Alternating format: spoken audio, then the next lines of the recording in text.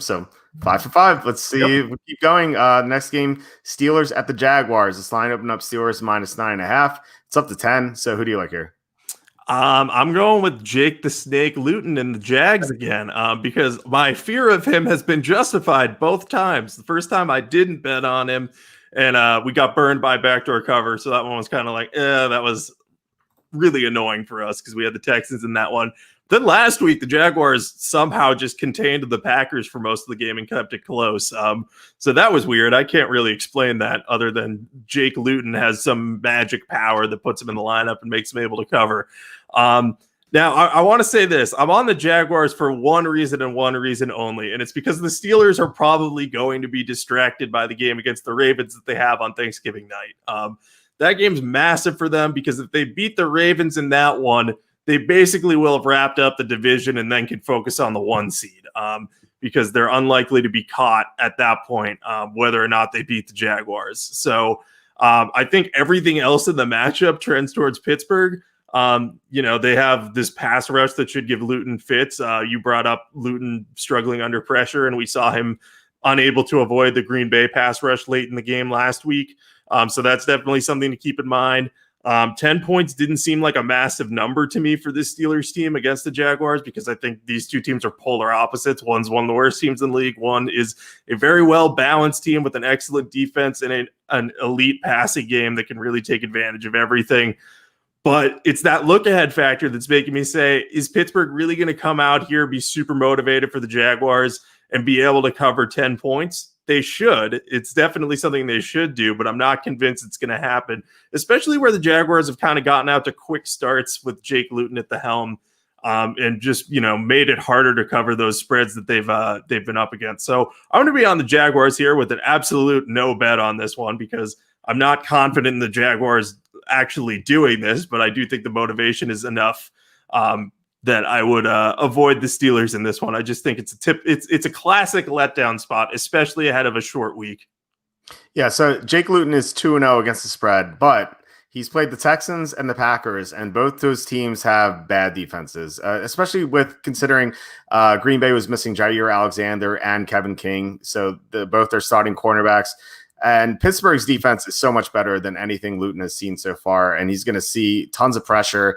It could be very bad for Luton. I can see him having like a Nathan Peterman type game where he throws 5 interceptions or 6 interceptions. I think this could get ugly. It could easily be 38-0. Like it could really happen that way. However, what you were saying is absolutely right. Like the Steelers there's no incentive for them to play 100% in this game because they play the Ravens, not just the Ravens, but Ravens in 4 days, and they're coming off a divisional win.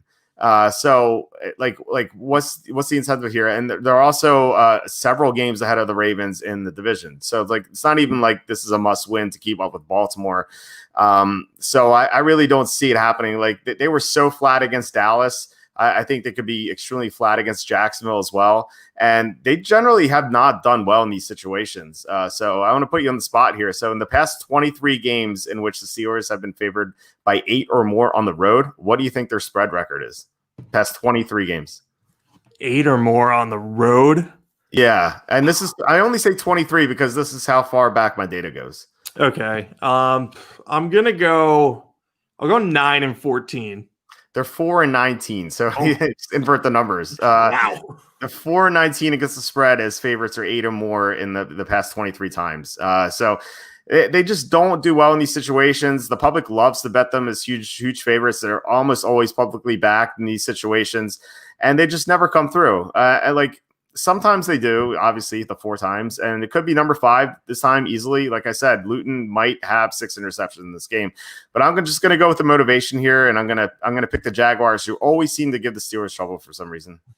Yeah, and I think the other thing to keep in mind is Mike Tomlin has already addressed the fact that people are wondering about if they're going to be motivated for this game, and he said something along the lines of, we're not like a Big Ten team preparing to play a MAC team. Like the motivation for us playing the Jaguars is huge. And it just felt like very coach speaky stuff of he's like, oh yeah, I know you all think we're not going to be motivated, but we are. And then behind the scenes is like, look, guys, we just got to take care of the Jaguars and then take on the Ravens. Like, let's just get through this game with as few injuries as possible. So, the fact that he's already addressing the potential lack of motivation is almost a flag to me of like, okay, maybe there is a somewhat of a lack of motivation in that locker room. Yeah, like how do you take Jacksonville seriously? You just can't, and especially with the game coming up in 4 days. I could see it if it was a normal Sunday, like maybe they can prepare better, but they really have to focus on beating Baltimore again. Real quick question: do you guys know what Bovada is, and if it's legit? Yeah, Bovada is a very good sports book. I use it all the time. I would recommend it. I know you use it as well. So yeah, definitely feel free to sign up for Bovada. It's a good sports book. It's not the best, but it's pretty good. Yeah, it's the one I started with, so it's the one I use the most just because I'm used to it. Like Walt said, it's not the best. Sometimes it's hard to search, specifically if you're looking for props on there. It's difficult. It's horrible, yeah. Yeah, but the lines on there are pretty good. Like I was able to get Washington -3.5, even very close to the game last week. So, sometimes you'll get some beneficial lines on there, which I always love.